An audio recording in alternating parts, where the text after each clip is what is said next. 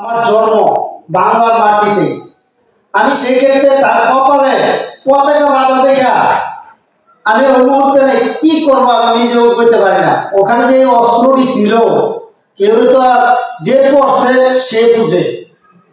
একদিকে পাবলিক, একদিকে জনতা, একদিকে পুলিশ, এর মাঝখানে যেভাবে গোলাগুলি হয়েছে একমাত্র উপরওয়ালা ছাড়া আমার কেউ ছিল না।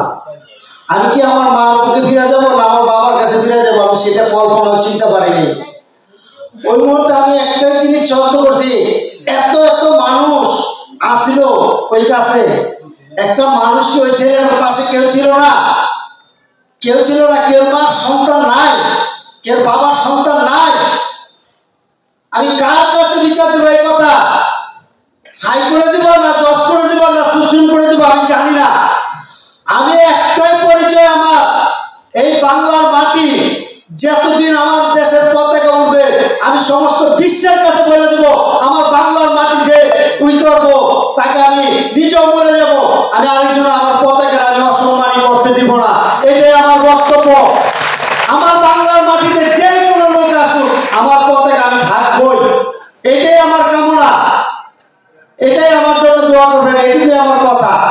আমি অনেক কষ্ট করছি, সেজন্য আমি কেউ কাছে আপনার কাছে আমি কেউ কাছে চাই না আমাকে দেন কি খাওয়ান, আমি সেটাও বলি না। আজকে এই হুদিজের পাটে আমাকে যে নিয়ে আসছে তার নাম নুরু, আমি তারপরও তার কাছে আমি কৃতজ্ঞ। এত দূর আমি আসছি।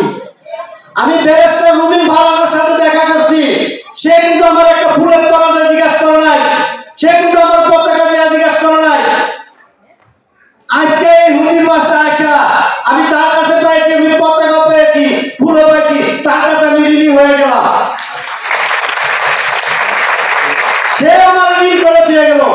এছাড়া তো এত বড় বড় লোক আসলো, আমাকে কেউ তো একটা পতাকা দেওয়া জিগায় নাই, একটা ফুল দেওয়া জিগায় নাই। তার যে সন্তান মারা গেছে তার মা তো বলে নাই আপনার শার্টটা কোথায়, আপনার জুতাটা কোথায়, আমি নেই, সেটা তো নিতে পারে নাই। তার ভাগ্যে ছিল না, এই আমার শার্ট প্যান্ট জুতা কোন দিকে গেছে? আমার গণভবনও কিন্তু আমার গাড়িটা চলে গেছে। আমি কখনো কল্পনা করতে পারি না আমার ভাগ্যের চাকায় কি ওখানে যাবে না যাবে না। আমি কখনো এই কথাটি চিন্তা করিনি। আমি যে এত দূর আসছি আমি কার মাধ্যমে আসছি? আমার জাতীয় পতাকার মাধ্যমে আসছি। এটাই বক্তব্য।